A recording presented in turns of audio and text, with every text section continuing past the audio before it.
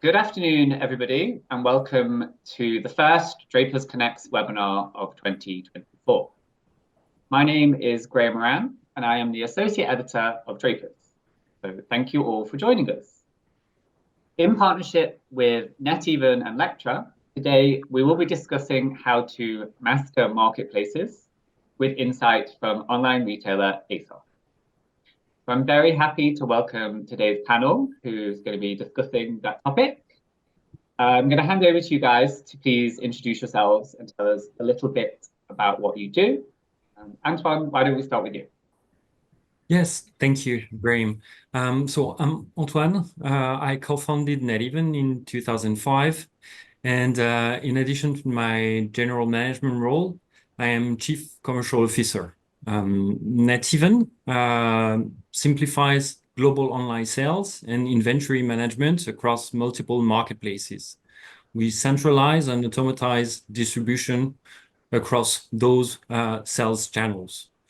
Neteven has been part of Lectra since 2021. Lectra itself is a software and industrial company that is 50 years old and that is very focused on the fashion market. It has over 30 subsidiaries. And to give you an idea about the international scale, so it has 95% of its revenue generated outside of France. Our aim, generally speaking, is to empower brands to face the challenges of the market, be it in terms of agility, sustainability, and of course, cost effectiveness. And very happy to be here today. Thank you. Chris, over to you. Good afternoon, everybody. Yes, I'm Chris. I head up the partnership program at Asos, so managing the partner programs for partner fulfillment and Asos fulfillment services as well. I've been at Asos for just over 10 years in a number of different roles, but I've been doing this for a couple of years. We're relatively new in this space in the partner program into marketplace. So we're learning as we go, but very happy to share our learnings today and how we operate our marketplace as well. Excellent. Thank you both. To our audience, if you are watching live, please feel free to ask questions. You can use Zoom's Q&A chat function, and we'll do our best to answer your questions throughout and at the end. So let's get started. The marketplace model has emerged as a key element within omnichannel strategies for many brands and retailers looking for growth. Whether you're a brand looking to reach new customers or a retailer or a platform hoping to expand your product offer and drive more traffic, marketplaces might be for you. But let's start with some context, I think. When we refer to marketplaces, we mean online e-commerce platforms such as Zalando, Farfetch, Amazon, and indeed ASOS. But what exactly do we mean when we say a marketplace, and how do they work? Quite a big question to start with, but Antoine, as you are an expert, I thought we'd start with you to get your opinion on that. Yeah, sure. So generally speaking, marketplaces are the digital equivalent of department stores in the physical world. Marketplaces enable brands to leverage their large audience to generate additional orders. So marketplaces invest in marketing, they provide the digital shelves, and they secure the payments. In turn, brands provide product imagery, description, they set the prices, the stock levels, and in a standard B2C marketplace model, they fulfill the order and invoice the end consumers.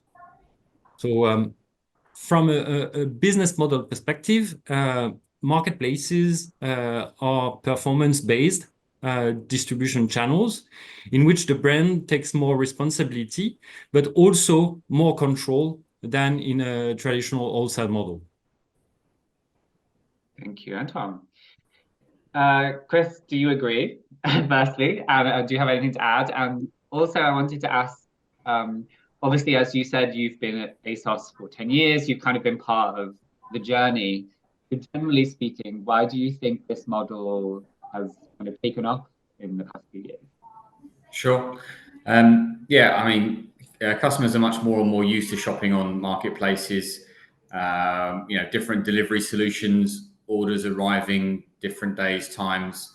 If you think about some of the marketplaces that you've mentioned, but also, Amazon or Temu, B&Q, Sephora, all of them operate marketplaces, and customers love the fact that they demand anything, anytime, anywhere, and marketplaces really do help facilitate that.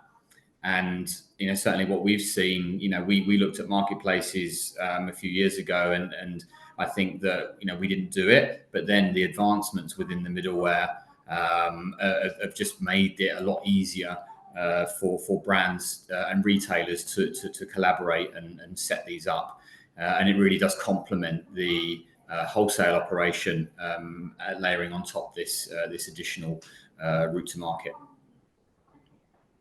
Good, thank you. You kind of touched on it, but to dig in a little deeper, I wanted to kind of discuss the benefits of this model. Why do it? From the brand side, wanting to be present on marketplaces, but also from possibly retailers wanting to become marketplaces. Antoine, why don't we start with you?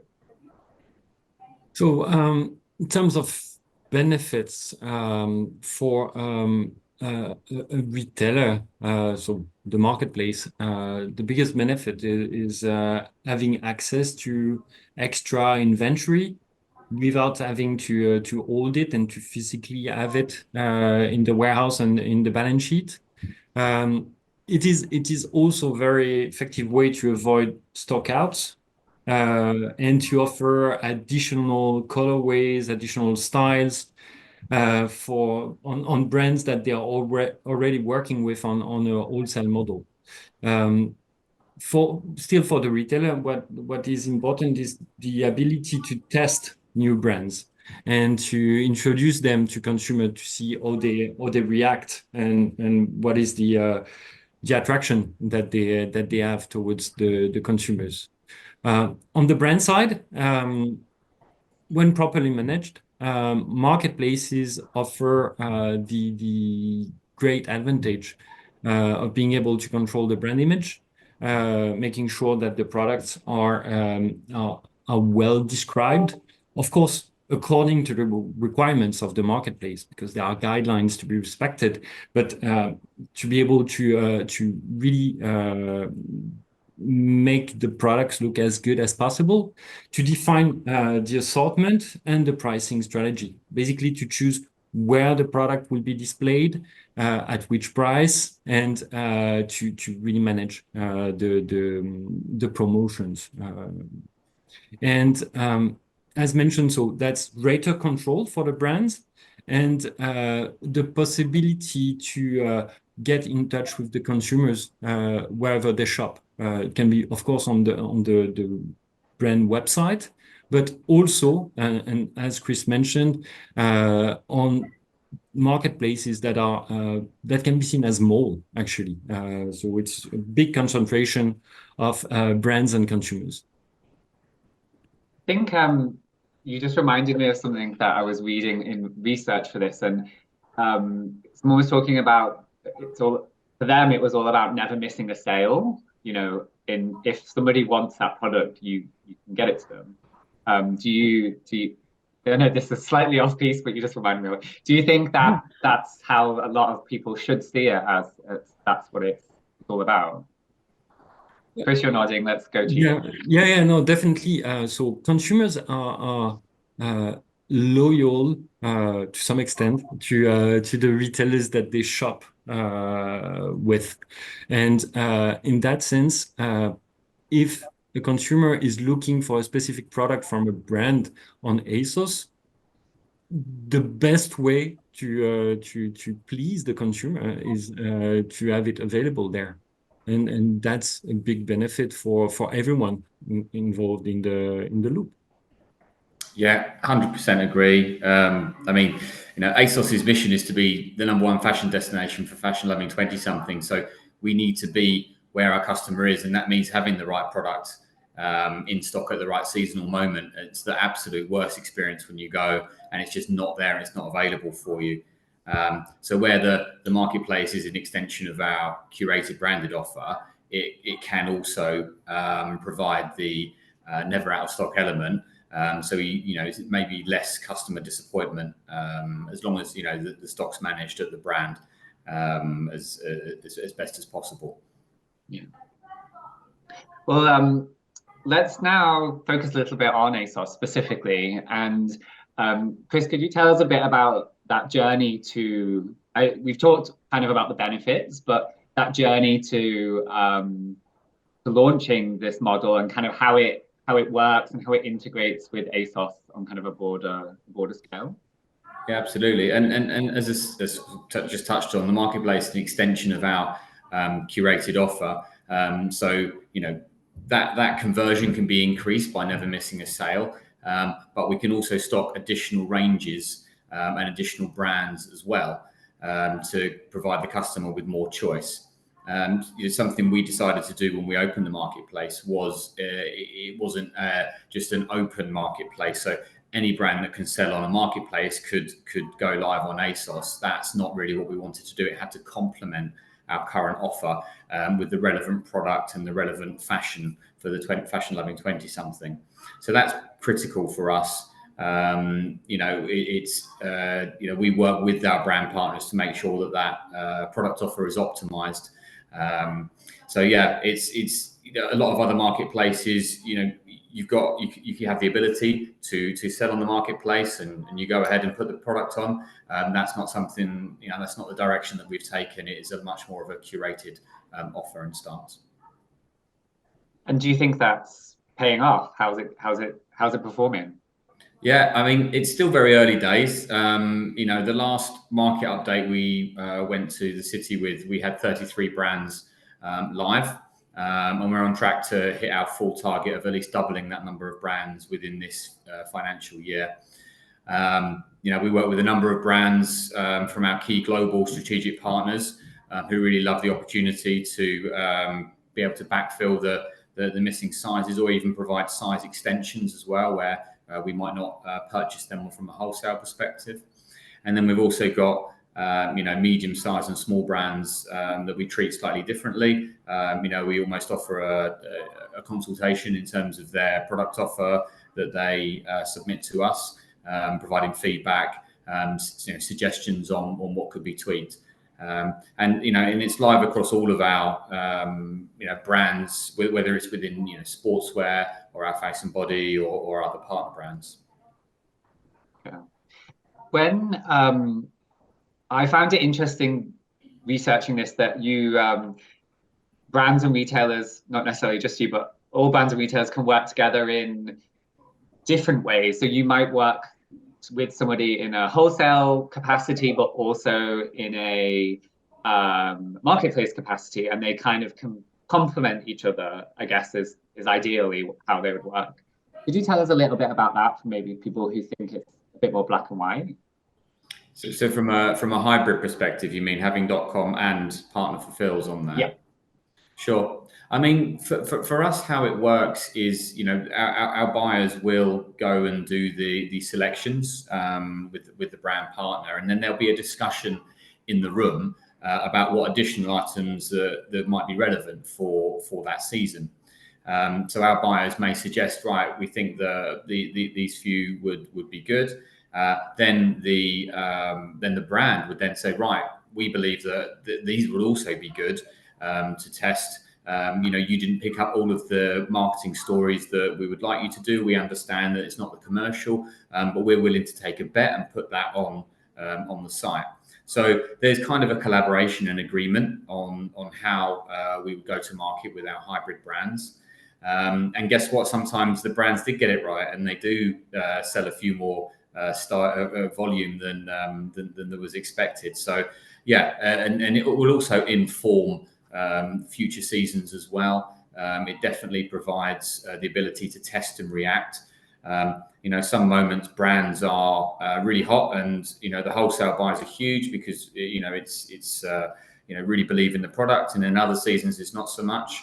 And actually, there's that ability to be able to switch, but maintain the visibility of the brand on site. Yeah. I'm going to put you a little bit on the spot now, Chris, because there's been a lot of questions already from the audience. You touched on it's all about curation, but how a lot of people are wondering, how do you pick those brands? What is it that needs to stand out? Is it sales? Is it, as you said, is it being hot? Is it being trendy? Is it having a hot product at the moment? I'm thinking it's kind of lots of different variations that kind of come together to make it work. Yeah, absolutely. So if you've got like a hybrid brand, I guess that's much more of a collaboration. You're always talking. You've got that relationship. If you've got 100% partner fulfill brand, to sign that brand, it has to be relevant product for the 20-something customer. It has to enhance that offer. And then how it works is that, right, if we deem that the product is relevant, then or the brand is relevant, then we agree a range. That would be submitted by the brand partner, and then it's approved and goes live, and then we would monitor how it performs, looking at rates of sale or views, conversion, and then we'll be able to grow or expand the range, hopefully. But we have a range of benchmarks to make sure that we're not, with this curated offer, it's not about having 6,000-7,000 items of a brand on there. You could do that on a marketplace, and some marketplaces do, but that's not what we want to do. It needs to be a considered offer that's relevant for our customer. Excellent, thank you, Chris. Obviously, one of the benefits that I think that we've not touched on is, specifically speaking to Asos at least, you have a huge international customer base. Do you think that taking the marketplace approach, if you're a brand, could be a good way to kind of tap into international and kind of see how other markets respond to your product? Do you think that's a benefit of marketplaces? Yeah, definitely. I mean, so we ship globally, all countries, all markets. The marketplace itself is limited at this moment in time to websites that we have a specific URL. But that will change as we progress and within tech. So we're live in the UK and 5 markets within Europe. And it's a real benefit to Asos to be able to localize our offer as well in this way. So we have many customers in Germany, France, Italy, Spain, and there are local brands that we might not pick up from a wholesale perspective because of the volumes that it would drive. But if we were able to sign up a number of smaller local brands that would enhance our local offer, then it would absolutely make sense to do that. Making us much more relevant for that customer in that market. We do have more plans to expand, but obviously we'll announce those as we progress. Excellent, thank you. I think Antoine, some questions are coming, kind of like how things work, like how do we overcome this, how do we overcome that. Neteven kind of specializes in being the kind of connector between these two, the brands and the platforms. From a brand's point of view, so if there's any brands listening now, what do you see as kind of the biggest challenges when it comes to expanding into marketplaces? Do you have any advice on how to overcome those challenges specifically? Yeah, as Chris mentioned, so each marketplace has a different positioning. And if you take Asos, Zalando, Farfetch, Amazon, they all have a different type of positioning. Asos is for the 20-something. Zalando is more mass market. Farfetch is more premium and luxury. For some brands, all of them can be addressed, but in any case, marketplaces are very heterogeneous, and by definition, a brand will not want to sell exactly the same assortment or to apply the same strategy for each of them. Um, in that sense, it involves dynamic management of the assortment, the pricing, the new seasons, the new products, the promotions, and that has to be taken into consideration when defining the strategy, but also setting up the operations. It includes IT for sure to manage the assortment, but also to manage the orders and the fulfillment that needs to meet the requirements of the different geographical areas with different logics. So it's um, really to be considered as a project, not only on the IT side, but generally speaking, on the process and the resources that will need to be allocated. And to begin with, IT resources are usually scarce on the brand side, and to connect with any marketplace, it's not just a one-off job. It requires ongoing maintenance and monitoring, and that needs to be factored in.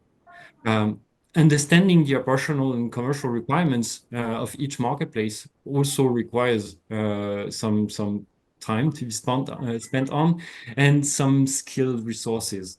And that's really the questions that need to be addressed from the get-go. And in our role, that's where we help on those different elements.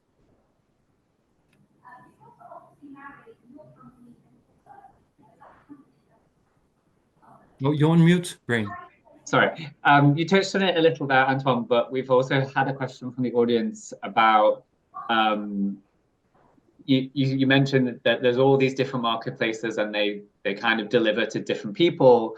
But if they deliver different needs for different customers, but if you were starting out, do you have any advice for where to begin and what to look out for when investigating different marketplaces? Yeah, so first, the relationship that already exists with the marketplaces. Is there an existing wholesale relationship?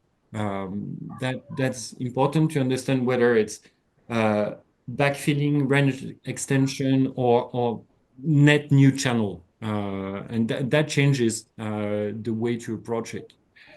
There's of course, as well, whether the aim is to sell full price or off price, because there are full price in season marketplaces, and there are also off price ones, clearance ones that exist in every country, and that can be used to sell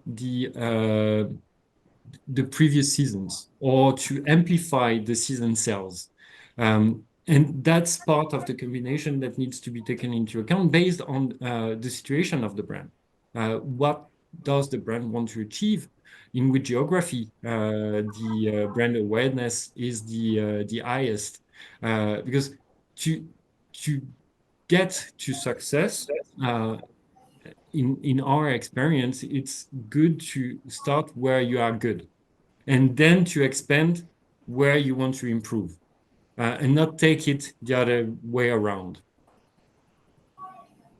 Good advice, thank you. Um, Again, you did slightly touch on it, but I think I was quite interested to know if you did want, as a brand, want to work with two, three, or four marketplaces. Um, is that quite complicated in terms of how different marketplaces work? And even as down to the type of imagery and the requirements that Chris mentioned briefly earlier. And somebody has asked in the questions specifically around requirements for delivery and some platforms have different setups than others in terms of speed of delivery and stuff like that. Could you talk a bit on that, for example? Sure. So it all starts with an audit. So based on what already exists in the brand's capability, uh, and what already exists in its digital D2C capabilities. The strategies and the capabilities have to be aligned. And if to take the example of the fulfillment, there's no short answer to this because we need to spend some time understanding what already exists. But fulfillment capabilities can be increased through the use of the fulfillment solutions of marketplaces to address additional countries, to open additional couriers using those fulfillment centers. Uh, and that can be mixed with shipping from a brand warehouse. So as wholesale plus marketplace exist in an hybrid approach, different type of fulfillments can coexist in an hybrid approach. And that's part of the design of the operations that is defined, and that can evolve over time when setting up marketplace distribution. And very importantly, I would like to stress on data as well. Data to centralize the centralized data to know exactly what is happening on the different marketplaces and at the different times when it comes to getting the products online, to make sure that the right assortment is on time at destination, that consumers can buy it at the retail intro date. That's something that is very important for brands. Also, the data related to transactions to know what sells where, what possibly generates refunds or returns, to be able to identify the actions that need to be taken to improve the profitability and the performance overall, and to monitor the outcome. So when you take an action, what is important is to see how it reacts and if the situation improves, and to be able to do that close to real time. And that's the type of data sets that are really useful for brands, in addition to the IT interfaces and the expertise that can be brought by a partner, integration partner, I mean. Mhm. I can build on that a little bit when speaking specifically about ASOS, because the data is critical, because you need to be earning your space on the site effectively. You need to, if you're putting something through our new in, it needs, it gets the eyes on it, but if it's not being clicked on, then clearly it's not going to be a success. One of those things to help from what we do differently to other marketplaces is certainly from an apparel perspective, that the image guidelines are critical. So if your brand image meets our image guidelines, then we will aim to get that signed off. If not, then there is a process where we would shoot the product, and therefore samples would need to be sent into us, which is another process that would need to be built in. And then there's also, what's important for ASOS is delighting the customer, and it's the delivery SLA, which Antoine obviously touched on already. So we need to make sure that deliveries do work, and they're seamless, frictionless for the customer. But there are also out there, specific. There's middleware from a technical perspective, but there's also warehousing out there as well to support with that, and dropping your stock in there, and it can service a number of retailers, as you mentioned, Graham. Yeah. It sounds like, to me, kind of collaboration and partnership here is really important for things to kind of work well. Obviously, Chris, you're partnering with brands, but you're also partnering, as you say, with things to kind of facilitate marketplaces. Do you have any advice on kind of building strong partnerships and positive partnerships? Yeah, for sure. So, it's quite cheesy, I guess, but open and honest communication. You need to be very clear, certainly from our perspective, on how the model works, so there's no surprises further down the line. We request that a delivery note goes out at this moment in time to ensure that the customers are signposted to our customer care and are not trying to contact the brand again to make that as seamless as possible. And we have been very transparent that we're relatively new to this model, and there is a program of continuous improvement to remove friction. So putting a delivery note in a parcel is not ideal. It's where's the delivery portal? So that's what I'm asking my tech teams for, and it will come. But I think being open and honest in where we are on our journey. Do you want to? Is your brand relevant? Do you want to come and sell on Asos? Well, this is the rules of play, if you like, to come and sell on Asos. We've got 23 million active customers globally, and we need to make sure we delight them. And also, one of the critical things really for us is speed to market. So as Antoine touched on, making sure that the retail intro date for the market is hit. But then also the trading element and the data as well. If something's not working, we put the next thing on, we learn our lessons, and we grow and iterate for the future seasons. Antoine, same question to you. You obviously, as I said earlier, kind of the middleman. You work with the brands and the marketplaces. So clearly, partnership and collaboration is important there. Do you have any advice to maximize that? Yeah, so we're working very closely with the fashion brands that we are very proud to count among our customers. We provide them with the flexible technology and the best possible human support to enable their digital strategy. And to do that, we constantly build the network of partners with marketplaces, with 3PLs, with agencies. So all the elements that need to be addressed to be able to serve their needs, and for them also to get to the success that they want to achieve. And that a good example, that's how we started talking with Asos. So that's on the back of a discussion or several discussions that we jointly had with existing clients. And there, as Chris mentioned, so it's open transparency that is very important, and that's how we started working with Asos, and we found good partners there. So that's really important. That element. So it's never a one-off. When you start a project, it's very very much only the beginning. It's over time that success can be measured. Thank you.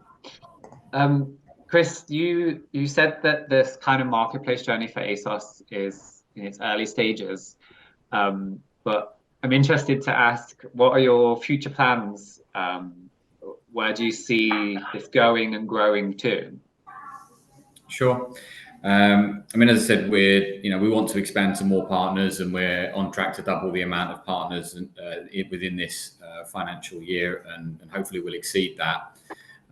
We really want to make sure that all of our strategic partners that we have, our global strategic partners, are live on the program, and that will allow the best of both.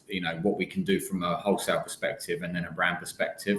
It creates the flexibility to really trade those relationships much harder. Reduce risk on both sides. So yeah, it's critical that we do that. And then we're really keen to onboard the locally relevant brands. So we're constantly scouting for these. And we need to make sure that those brands are delivering the best and most relevant fashion for the Asos 20-something customer. So again, unfortunately, there are a number of brands who would love to sell on Asos, but we are quite tight in our curation to make sure that we're not putting just anything and everything onto the site. And then we're also looking to expand into new markets as well, which again we'll announce when we're ready. Exciting, thank you. I thought we could go to a few audience questions now.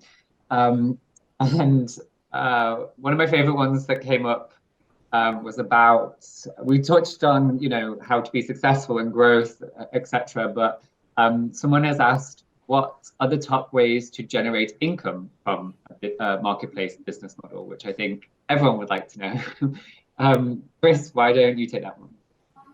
What question? I think, I've said it a number of times. To generate income, if you're talking Asos specifically, it is about the brand and the relevance. Simple as that. Making sure that you've got the availability on those key items, making sure that you're able to trade into the opportunities. You have the data to be able to see what's working and what's not working. I think that there's opportunities as well to do other things like spending on sponsored ads and things like that. You can do that, and then I think that certainly in the Asos model, we ensure that we maintain our customer proposition of free delivery and free returns. So therefore, a low ASP, low selling prices are probably not the best for this model. So a higher selling price, relevant product is probably where you're going to make money out of this. Thank you. Someone has asked about, I guess it's sort of, Chris touched on it with the future, but how do you envision the marketplace model kind of scaling, and how do you build scalability into it? Antoine, do you want to take that one? Yeah, for sure.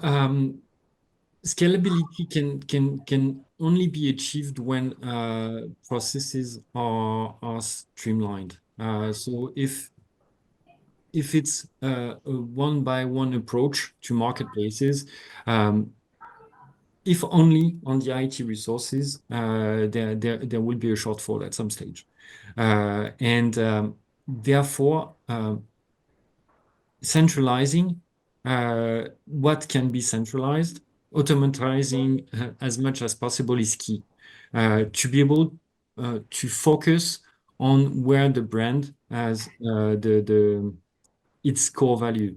And core value is really defining which assortment should go where, at which price it should be sold, and working closely with the marketplaces, because it remains commerce, it remains human. So you need to spend time talking with the category managers, especially with curated marketplaces where you have the chance to have someone to talk to. It's important to spend time understanding which product will meet the demand of the consumers, and that's where time needs to be spent rather than on what can be automatized or outsourced. That's really a recommendation there. I guess speed is important as well. Is time to market part of that? Yeah, time to market is key, especially when you think about profitability in fashion. When you have new seasons, new drops, you need to make sure that you make the most out of the time between the retail intro date and the time at which products will be discounted, because there's always a time at which you need to trigger promotion. So it depends, of course, on the brand strategy, but generally speaking, that's how it works. And as Chris mentioned, there are algorithms built in marketplaces. So if the product is set online and doesn't attract consumers, then they won't get popularity and they won't appear high in the search results. If they are seen. If they are bought, then they will be popular, even without spending ads money on them.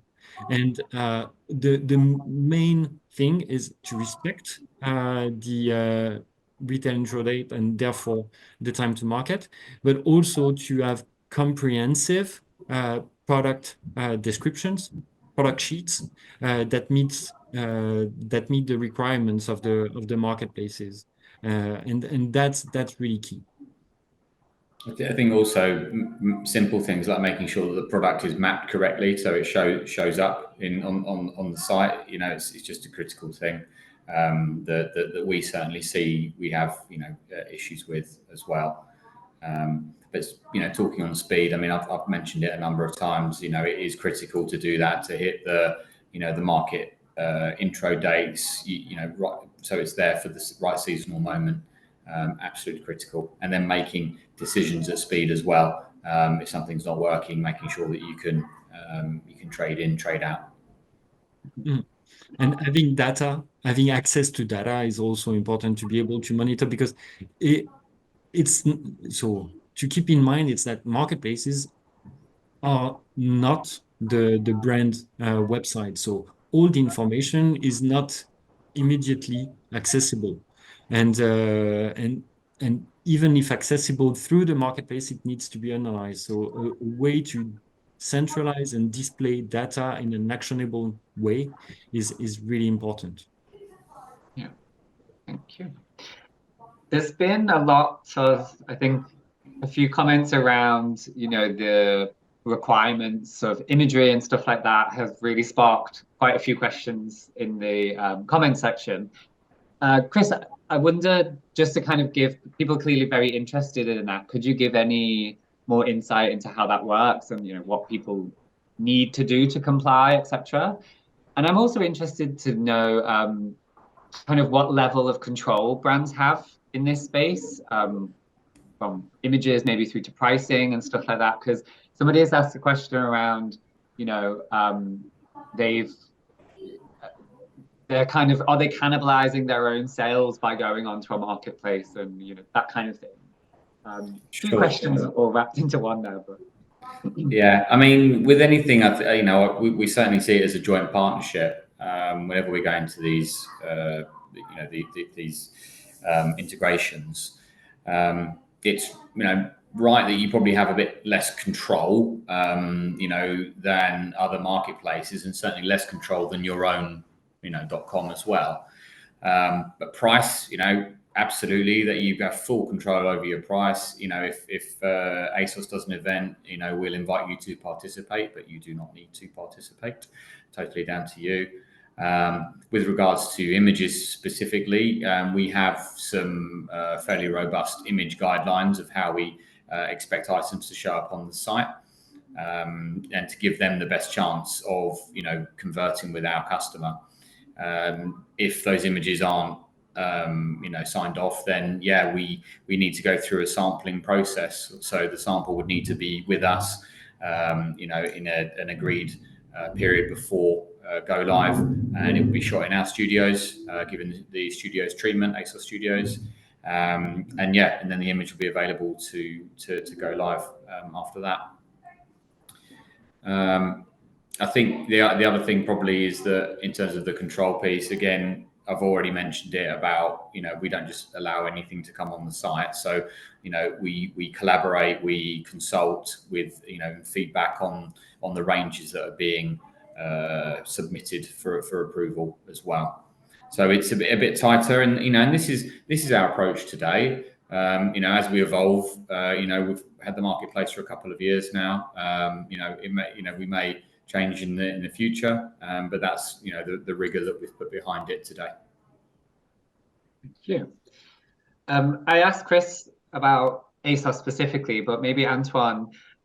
Someone's asked, do you think that over the next 12 months, what do you see as the key opportunities and challenges within this space? Do you think marketplaces are going to continue to grow in prominence, or do you think it's about finding a balance?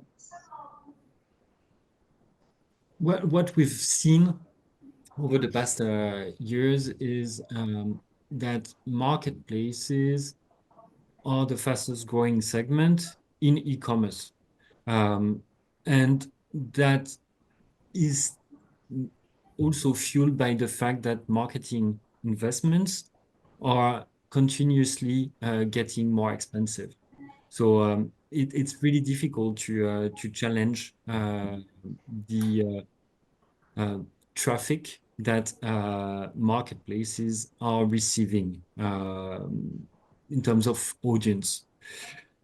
There, what we've seen as well is that more and more marketplace become curated marketplaces. There's always, of course, the Amazon and eBay's that any brand can onboard, but marketplaces are mostly now used as an extension of the sales strategy of the retailers. So really to broaden the range, to go deeper also in terms of inventory availability. The other element that we see, and that is still accelerating, is the fact that there's more and more vertical marketplaces. And by vertical marketplace, I mean not only fashion marketplaces, but within fashion, different segments as well, premium, luxury, and specialized in different geographies. And that's where it's interesting to map precisely which marketplaces can be interesting in which countries.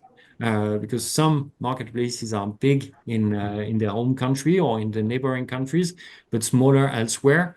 And local marketplaces are also on the rise. There's a big trend there with the department stores as well becoming marketplacing or adding a marketplace approach to their model. And the last witness is also the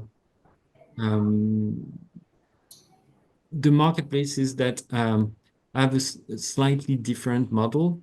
There's an example currently in Spain, Miravia, that has been launched by Tmall, or Alibaba, I should say, where the brand has a lot of control over the marketing investments and the visibilities. And that's something that is also more and more present on marketplaces. So the marketing visibility and the marketing spends are also made more triggerable. I don't know if that word exists, sorry, but by the brands, where they can define the marketing budget that they want to allocate to increase their visibility and the way the visibility will be triggered on the marketplace. So that's a lot of trends to watch out for, and that's only for fashion. That's super interesting, though. I think particularly your point around, we've talked about the likes of Asos, obviously, Zalando, Yoox, Farfetch, who are kind of the giants in this space. But I think it's really interesting that you mentioned there's kind of smaller, maybe more specialized, even marketplaces that could be just as good an opportunity to some brands. So that's super interesting. One to look out for, definitely. And we are running out of time, so I like to end these webinars with a bit of a sum up. I'm going to ask our panel, if you had to pick one piece of advice for a brand or retailer wanting to master marketplaces, out of everything that we've touched on today, what would you end this with? Antoine, why don't we start with you?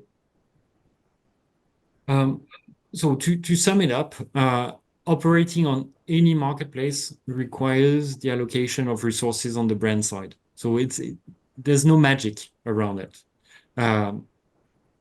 And therefore, the brand needs to make the right choices. Choices in terms of marketplace. And that's really much linked to the brand international strategy. And in that sense, the great opportunity with Asos is to be able to not only address UK as a market that is, of course, huge, but also to be able to expand in other countries. So choosing the right marketplace and also choosing the right partner to centralize the IT integration and to streamline the operational tasks at the beginning of the project and after as well on an ongoing basis.